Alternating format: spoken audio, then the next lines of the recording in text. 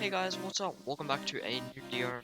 Today I'm showing you how you can make a reset command where you say slash RE for reset, and then when you hit it, when you hit enter, your character will die.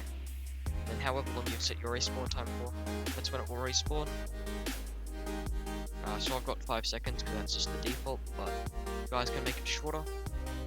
So it's just say slash re, and that's the script. That's what the script pretty much will do.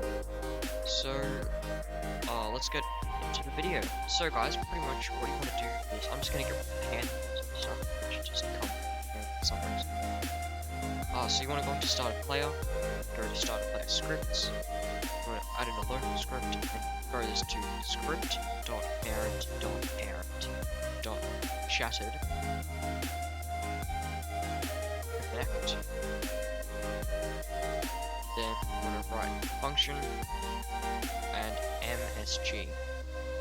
So this is saying script.parent.parent will be the humanoid, because that will be the actual player, which is where the script is going to be going to. Then you want to go if MSG equals, I might just change it to like reset, just to make it like a little more obvious that that's what it's doing.